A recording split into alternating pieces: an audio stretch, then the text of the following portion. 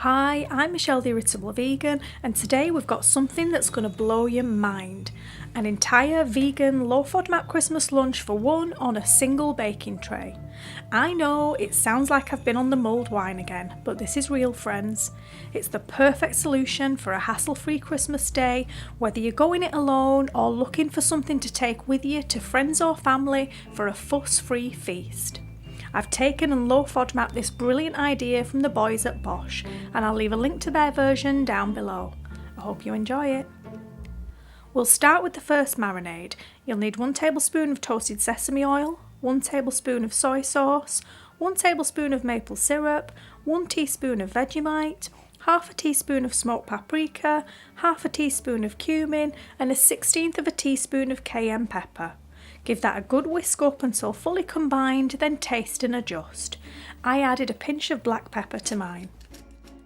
You'll need around 80 grams of smoked tofu, and this one by the Tofu Company has become my new favourite. I only needed about 1/3 of the block, so I cut the block into thirds, freezing the rest for later. Then I cut the tofu into 3 finger-sized pieces to create our chipolata substitutes. Marinate the tofu fingers in the smoky marinade, get them really well coated and set them aside. This step can be done a day or 2 in advance to really soak up the flavour. For the mushroom marinade, we'll need 1 teaspoon of garlic oil, 1/4 of a teaspoon of dried sage, 1/4 of a teaspoon of dried thyme, half a teaspoon or half a cube of FODMAP safe stock powder, the zest of half an unwaxed lemon, and it's easier to zest it before you cut it, then the juice of half the lemon, and a good grind of black pepper. Mix this really well, adding 1 tablespoon of water to loosen up the marinade. We'll be using a 75 gram portion of FODMAP safe king oyster mushrooms, which is roughly 1 medium mushroom. Now you may have seen me do this before, but you need to shred the mushroom stem using a fork until it breaks up into long fibrous strands. Once you've got the shredding started, you can easily use your hands to tear along the direction of the fibres to create these meaty textured shreds. Pop the mushroom shreds into the lemon herb dressing and stir really well until every piece is coated, and again this can be done a day in advance and stored in the fridge.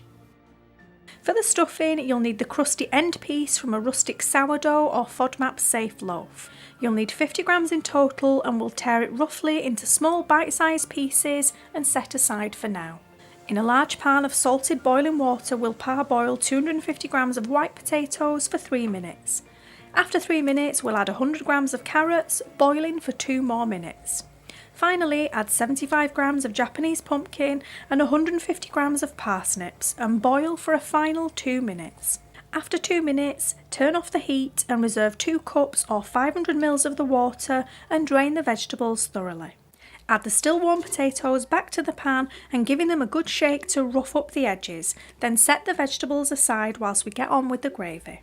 To a cup-sized ramekin or casserole dish, add 10 grams or 1 tablespoon of finely chopped leek greens, 10 grams or 1 tablespoon of finely chopped green or black olives, 1 tablespoon of tomato puree, 1 teaspoon of Vegemite, half a teaspoon of balsamic vinegar, and 80 ml of the reserved water. Mix really thoroughly before topping up with more of the reserved water.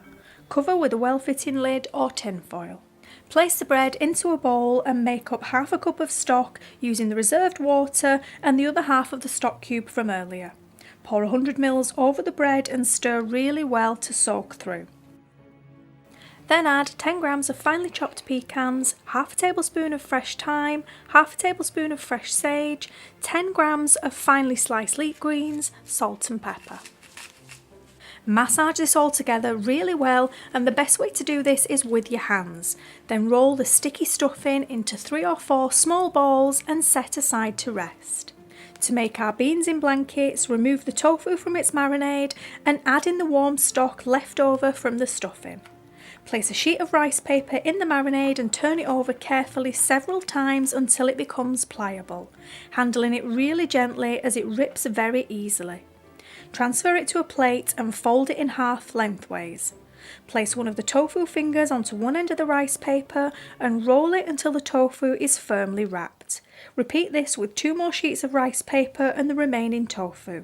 Reserve any leftover marinade for later use. And everything we've seen up to this point can be prepared 1 to 2 days in advance and kept in sealed containers in the fridge. From this point on, everything else we see will be done on one tray on the day. Place the potatoes on a baking tray big enough to take the full 1 tray dinner. Drizzle over 1 teaspoon of garlic oil and a pinch of salt. As we're not using much oil here, turn the potatoes until fully coated. Pop them in a preheated oven at 180 degrees Celsius for 15 minutes, then remove and turn them over so that they cook evenly. Now it's time to add all of the other ingredients to the tray except for the mushrooms. I added mine just for the overall 1 tray dinner effect, but for best results I recommend that you add them later. Keep rearranging until everything fits, ideally in a single layer on the tray. Brush any leftover smoked tofu marinade lightly over the vegetables before returning the tray to the oven for 15 minutes. After 15 minutes, flip the veg and add the marinated mushrooms. Remove the lid from the gravy and whisk in a cornflour slurry made of 1 teaspoon of corn flour and a tablespoon of water, all of which I didn't manage to fill. Turn the tray 180 degrees and return to the oven for a final 15 to 20 minutes until the veg is cooked to your liking. If you prefer your stuffing balls and rice paper bacon to be crunchy rather than moist, then consider adding them to the tray at the beginning with the roast potatoes. And I really need to stress at this point that I apologise for the terrible lighting. Shooting natural light photography against the clock at this time of year up north is a very hit and miss production. Please don't let it put you off, because despite how terrible it may look in the rapidly fading light, I can assure you that everything tastes delicious.